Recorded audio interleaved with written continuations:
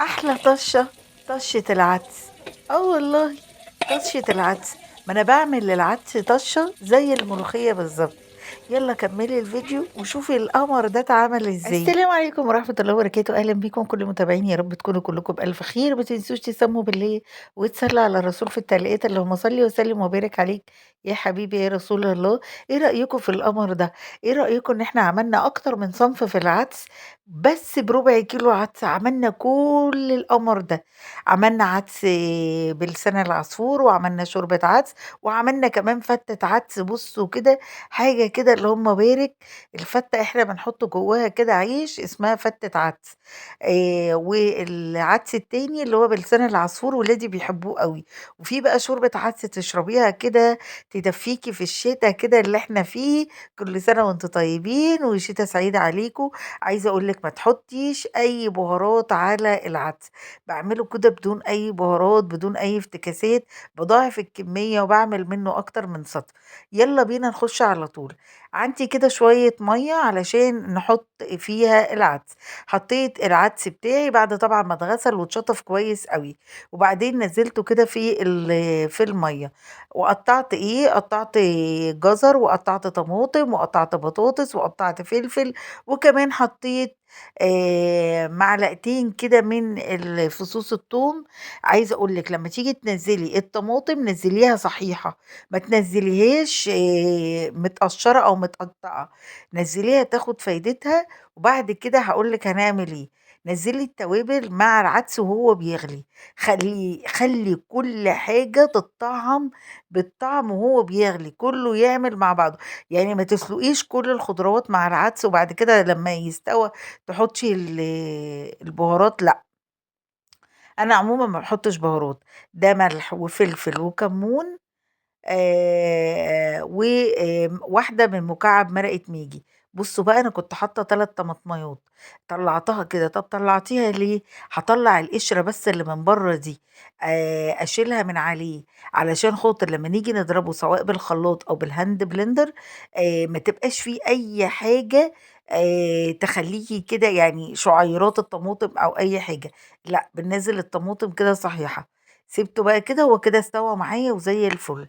جِبت كده حتّة زبدة فلاحي، حطّيت عليها شوية لسان العصفور وقلّبته فيها. قلّبيه كويس أوي في لسان العصفور، حمّريه بقى كإنِّك بتعملي شوربة لسان العصفور بتاعتِك العادية. وأول ياخد اللون الجولد كده أو الدهبي، تحطّي عليه ربع كوباية مَيّة علشان خاطر ال لسان العصفور ذات نَفْسه يفشّر. أنا مش محتاجة أكتر من ربع كوباية مَيّة عليها. وبعد كده هنضيف عليه اللي هو العدس بتاعنا، بس أنا محتاجاه يفشّر قبل ما إيه، ما نحط العدس عليه. بعد كده هنحط العدس عليه. طبعًا العدس محطوط له توابله اللي هو الملح والشطة والكمون مرقة الماجي، ودي اختياري. فهو مش محتاج أي حاجة، أنا يا دوبك هاسقط العدس.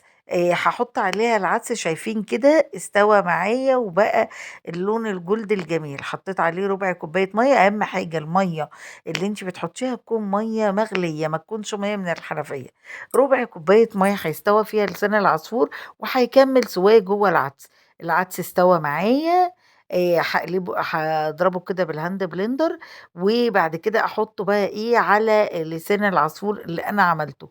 وبكده يبقى أنا عندي شوربة عدس، عدس بلسان العصفور، وكمان هنعمل فتة العدس. بُصّوا، من ربع كيلو عدس مالينا البيت ما شاء الله.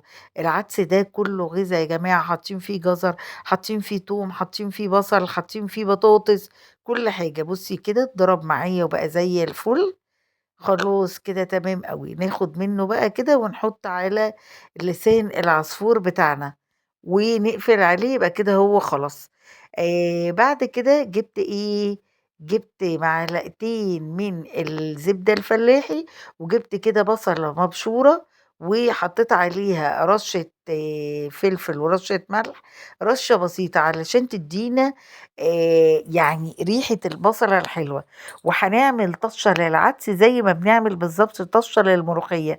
إيه رأيكم بقى في الطشة بتاعة العدس، بتعملوها والّا لأ؟ عايزة أقول لِك إن طشة العدس دي يا جماعة بتفرق أوي، أوي، أوي في طعمه. تقلّبي كده البصل معاكِ يا دوبك يعني ياخد تقلبتين، أنا مش محتاجة البصلة تحمر، أنا محتاجة تغيّر لونها بس وتنشف يعني حاجة بسيطة، وبعد كده أقوم جاية على طول طشّاها على العدس، بجد يا جماعة بتدّي له طعم تحفة، تحفة، تحفة، جرّبوا العدس بطريقتي وإن شاء الله مش هتندموا، العدس الأكلة الشتوية المحببة عند المصريين. وما أعرفش بقى لو حد بيتابعني من برّه بيحبوا العدس زينا والّا لأ، بس أقدر أقول لِك إن أنتِ لو عملتِ العدس ده بطريقتي بجد هيعجبِك جدًا، جدًا، جدًا. بُصّوا بقى الطشة الحلوة دي، اللهم بارك. كده العدس بقى تمام معايا، أدّي له بس تقليبة كلّه في بعضه عشان البصلة تخش في العدس، بُصّوا كده اللهم بارك. جميل، لا منّه تخين ولا منّه خفيف، وعايزة أقول لِك إن هو لمّا بيطلع كده مجرّد ما بتقفلي عليه بيتقل شوية، وأدي أهو العدس حطيته على اللسان العصفور زي ما أنا قُلت لكم، وبقى كده جاهز معايا، بُصّوا لون العدس جميل إزاي، ده غير إن مش محطوط له بهارات ولا محطوط له أي حاجة، وبألف هنا وشفا، بُصّوا بقى باقلّب عشان برضه اللسان العصفور يبقى كلّه ممتزج في بعضه. وبكده يكون العدس بتاعي خلص، باتمنى النهارده وصفتي تكون عجبتكم، ما تنسوش لايك وشير وسبسكرايب.